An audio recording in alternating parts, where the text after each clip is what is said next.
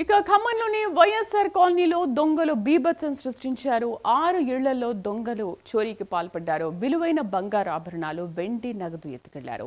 దసరా పండుగకు సొంత గ్రామాలకు వెళ్లిన వారి ఇళ్లను ఎంచుకుని వరుస చోరీలకు పాల్పడ్డారు. సీసీ కెమెరాల్లో చోరీ దృశ్యాలు కూడా రికార్డ్ అయ్యాయి. వరుస చోరీలతో స్థానికులు భయాందోళనకు గురవుతున్నారు. రైట్, దీనికి సంబంధించి పూర్తి సమాచారం మా కరెస్పాండెంట్ రజనీకాంత్ అందిస్తారు. రజనీకాంత్, ఏంటి అసలు ఎలా జరిగింది దొంగతనం జరిగినప్పుడు చుట్టుపక్కల ఇంకెవరైనా ఉన్నారా సాక్షులు చెప్పడానికి?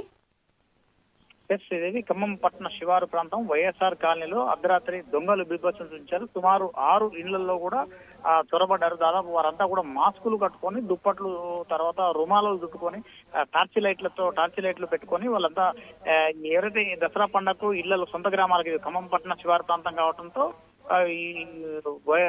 ఇక్కడ పిల్లలను చదివించు కోసం కొంతమంది పట్టణ ప్రాంతానికి వచ్చి జీవిస్తున్నారు. వాళ్ళ ఆ ఇళ్లను టార్గెట్ చేసుకున్నారు. రాత్రి సుమారు 6 నుంచి 7 ఇళ్లలో మాత్రానికి దొంగతనానికి పాల్పడారు. సుమారు 8 మంది ముఠాగా ఏర్పడారు. వీరంతా కూడా ఒంటిపై దుప్పట్లు, మాస్కులు కట్టుకున్నారు. తర్వాత రుమాలు కట్టుకుని టార్చ్ లైట్లతో మాత్రం ఇళ్లలో ఉన్న తాళాలు, గడియలు మొత్తానికి పూర్తిగా విరగొట్టి లోపలికి చొరబడి ఆస్తులు మొత్తం ధ్వంసం చేసినట్టు పరిస్థితి. ఇళ్లలో సుమారు ఆ కుటుంబాలకు సంబంధించి కూడా ఇళ్లలో ఎంత మేర చోరీకి గురైన విషయం కూడా ఇంకా పూర్తిగా నిర్ధారణకు రాలేదు. పోలీసులు సంఘటన స్థలానికి మాత్రం తెల్లవారుగా 4 గంటల ప్రాంతంలో సమాచారం తెలుసుకున్న 4 గంటల ప్రాంతంలో పోలీసులు అక్కడికి వెళ్లి క్రూజ్ టీమ్ తో పాటు ఆ ప్రాంతం మొత్తం నిన్న సాయంత్రం 5 నుంచి 7 గంటల ప్రాంతం వరకు వర్షం నమోదు కావడంతో ఆ ప్రాంతంలో వాళ్ళ అడుగుజాడలు కూడా, పాదముద్రలను కూడా గుర్తిస్తున్నారు. వీళ్ళంతా పాత నేరస్తులు అనే కోణంలో కూడా పూర్తిగా అర్బన్ పోలీసులు మాత్రం కూపీ లాగే ప్రయత్నం కూడా చేస్తున్నారు.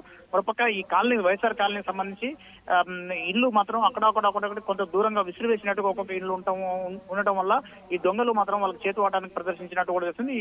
ఈ ఘటనలో సుమారు 8 ఇళ్లలో, 6 ఇళ్లలో కూడా చోరీకి పాల్పడిన ఒక కానిస్టేబుల్ ఇంట్లో కూడా చోరీకి పాల్పడటం మాత్రంగా గమనార్హం అని చెప్పవచ్చు. పూర్తిగా ఒక 2 ఇళ్లలో మాత్రానికి దొంగలు రాత్రిపూట అర్ధరాత్రి 2 గంటల తర్వాత లోపలికి ఇంట్లోకి చొరబడే సందర్భంలో సీసీ కెమెరాలు ఉంటాయి. ఆ సీసీ కెమెరాల్లో వాళ్ళ దొంగలు ఏం చేస్తున్న విషయాలు కూడా, ఏం పలగొట్టి ఏం తీసుకువెళ్తున్న విషయాలు కూడా స్పష్టంగా రికార్డ్ అయింది అని చెప్తున్నారు. మరోపక్క స్థానికంగా అదే వైఎస్ఆర్ కాలనీ ఖమ్మం పట్టణ శివారు ప్రాంతంగా ఉంటాం.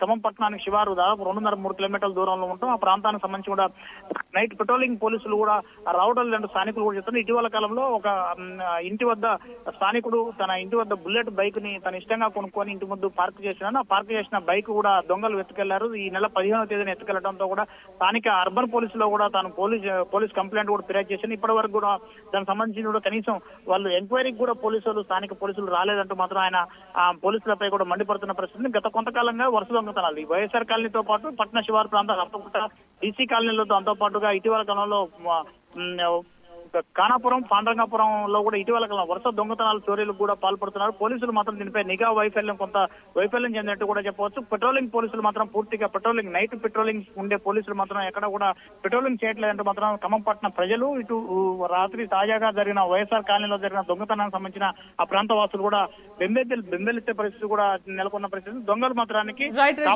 అర్ధరాత్రి పూట మాత్రానికి ఇళ్లలో చొరబడి బంగారు ఆభరణాలు పూర్తిగా ఎత్తుకెళ్ళినట్టు కూడా తెలుస్తుంది. Right, Rajnikant, thank you for the details.